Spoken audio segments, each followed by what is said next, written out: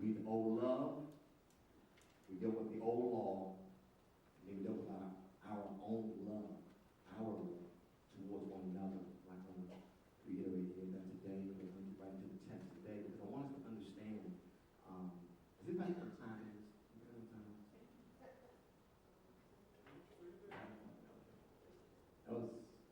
Said somebody, yep, I can't say, I love it, but I can't say it well. So somebody else tell me what time it is. Ain't nobody gonna say that, man. It's hammer time, yeah, okay. Now that's what we're gonna talk about. We're gonna talk about time. We're gonna talk about time because it's time for us to get serious about what God's called us to do.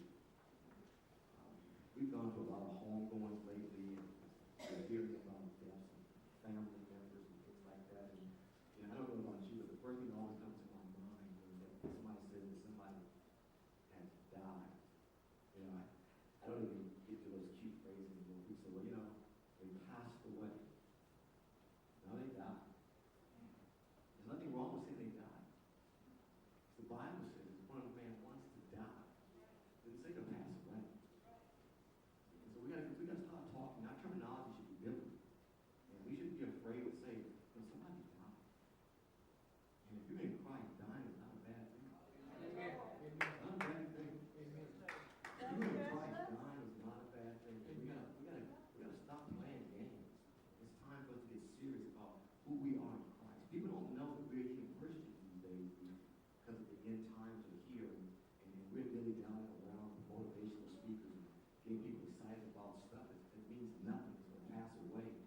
We ought to be preparing them for the battle because we wrestle not against flesh and blood, but against principalities, against powers, against the rulers in dark places.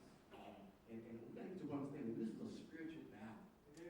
And when we come here on Sunday, my prayer is that you got your pens ready and you're ready to be equipped. You're ready to put on this full armor that you might be able to deal with the wiles of Satan and his demons. Amen. Because they are still out there and Satan still desires to sift us as wheat. And you cannot stand if you don't know who you're fighting against. You got to know who the enemy is. And it is time for us to understand that time is winding down. And that's what Paul wanted the Romans to understand. He was sending this letter and he was about to close it up. And 14 is going to be a little bit about how they need to stop dealing with this nonsense about people dealing with these disputable matters. And I'm really going to spend a lot of time in 14 in July, is to understand that most of the things that we can deal with in church is a deception of Satan to deal with each other instead of dealing with the real issue outside. These are debatable matters. Nobody here will ever debate about who Christ is if you're saved. Nobody here will ever debate about what salvation really means and about basketball. We always deal with stuff that's surface, stuff that's on the outside, the peripherals, and we find ourselves dealing more with that stuff than what's really important.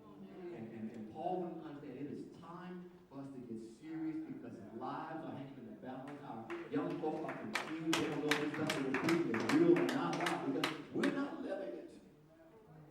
We're not living it according to the scriptures. Our young folk are confused. They are searching for the truth, and we're not giving it to them because we are afraid we're going to chase them away. And what has happened is that the fact that we've given them so much Pavlov relations and eating meat that when they go off to college, they get confused because they listen to what a professor tells them who is an atheist, and then they don't get confused. They think that there is no God. And we're continuously sending them to secular universities without equipping them right. There's nothing wrong with sending them to secular universities as long as they're equipped to handle the battle that's going on in their life. It is time for us to get serious about serving God. And so Paul writes this letter here. He says, and do this. I'm not going to spend a lot of time on that. But what he's not talking about is the fact that we ought to love each other. When he says, and do this, I'm going to go right back to the past point we talked about, owe no man nothing. Love your neighbor as yourself. And we deal with all that. He said, keep the commandments. He said, and do all those things. And he even goes as far as we believe that some theology goes all the way back to chapter 12, where it says that you're going to be a living sacrifice. Do these types of things. So he's encompassing all the way from 12:1 all the way up to this point where he says, and do this knowing the time. He said, we got to understand what time it is. One of my favorite records, I can't remember the name of it now. The group is called The Time. Morris Day. Morris Day. You know, I say, what time? Y'all remember that, don't y'all? I'm sorry. Y'all make sure. That person get Morris Day. What time is it? And he made a noise like a bird. I can't do it. Say, come on, man. Come on, quiet. You can keep that. Keep that. But see, what he meant was it was time to party. What Paul is saying is it is time for us to get serious. Because he's saying that our time is shorter today than it was on yesterday. He's saying that you ought to know the time. He wasn't looking for, and we're so consumed with time these days. You know, we don't have a whole lot of time. That's right. Parents, I used to be one. He's grown now. I don't even see my daughter. She didn't show up today. I can put her out. Parents, we're running out of time. You know, we're raising our children, but what we find out, we're spending more time on our jobs than we do raising our children. And so we're losing our focus on what time it is, because we think that it's time for us to go out and continue to get paid when our kids, our most precious investment that God has ever given us, is being lost to this world. And we don't know what time it is. Why? Because we haven't stopped working as much as we have. We haven't stopped spending as much time with them. We haven't found out that it's not, nobody else can raise our kids but us. We have to stop relying on, I'm even talking about Christian education. I can't send my kids to a Christian school and expect them to raise them. It is my responsibility. I have to find the time that God has given me to make sure I raise my kids. And I can't give it to nobody else. I can't give that responsibility because I don't even know what they're teaching. And it is time for us to take that serious. And young folk can understand too. It's also time for them to get a grip on what's going on, because Satan is deceiving them and thinking that everything else out there is real and this is fake. I don't care what anybody else does in this house. God is still real. And we got to teach our young folk that they can't look at us sometimes we mess up and think that, well, see, that's what God. No, God is God. And we are imperfect vessels, and we're going to make some mistakes. But if we teach them to keep looking at us instead of looking at God, that's where our problem comes in, because all of a sudden, people say, well, they're leading the church with other people. You shouldn't lead the church unless you got a problem with God. If you ain't got a problem with God, then you really got a problem. Because ain't nowhere else you can go to get away from Him. And unbelievers, if you're here today, you're running out of time also.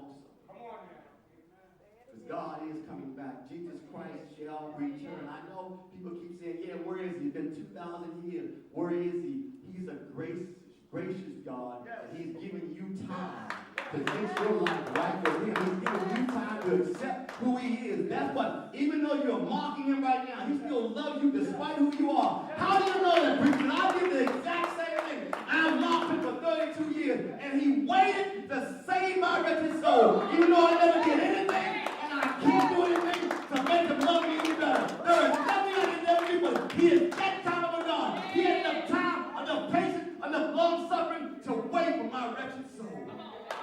Because He did not want to see me go to hell.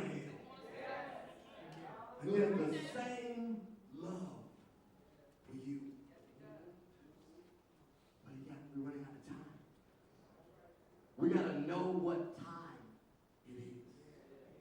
And now is the high time to wake up out of your sleep. For now our salvation is nearer than when we first believed. If you open up your program, you can look in there, your first point is that it's time to wake up. We got to get to a point where we understand that we've been sleeping. And He's not talking about unsaved folk. He's talking about saved folk in the house of God sleeping. And everybody else around them going to hell, and we still sleeping because we saved. And we're content on our salvation, and everybody else is just going the way of Baal.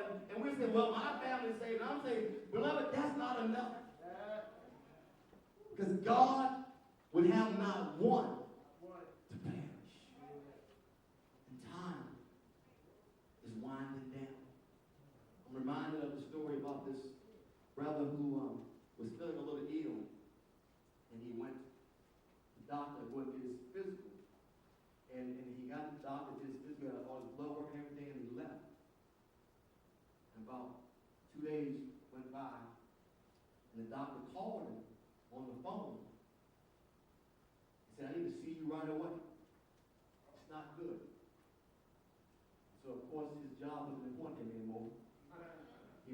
job. I went right to the doctor's office and said, "Doctor, sit down.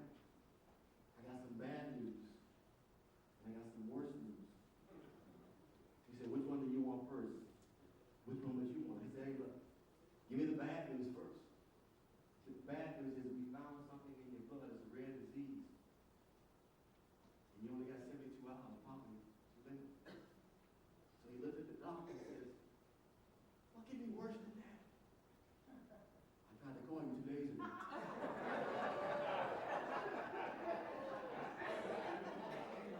You don't know what time it is.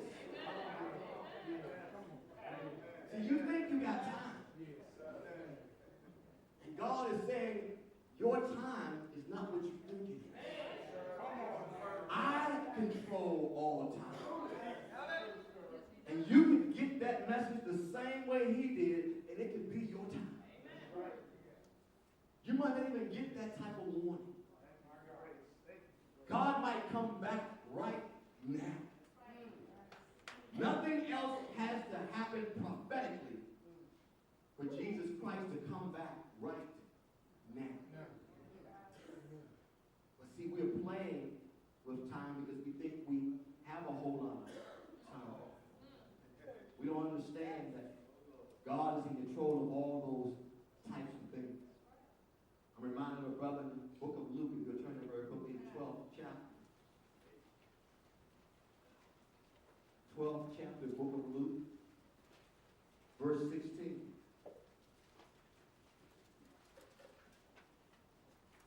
And it says this: "Then one from the crowd said to him, 'Teacher,'" I'm in the wrong chapter. Verse 16. "Then he spoke a parable to them, saying, the ground of a certain rich man yielded plenty.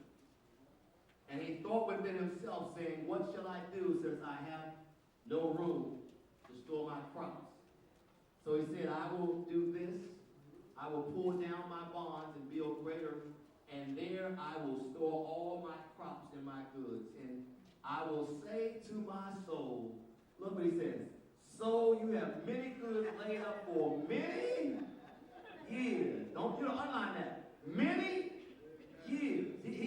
This must have been a young guy. Many years.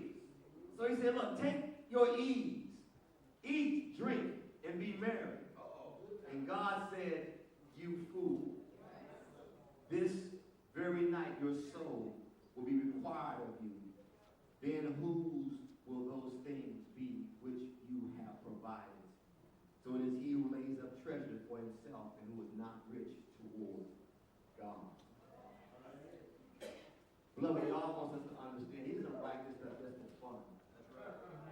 He wants us to understand that we're sitting around here, we're watching our 401k go against and the stock market decides to go back up. Oh yeah, we are. Believe me, I'm with you. I'm watching it go. I'm smiling every day. Took a hit Friday. That's okay. Amen. It's gonna rebound. See, we look at the stock market, you know, and as years go by, we get rid of some of our debt. Debt's going down. Kids getting out the house.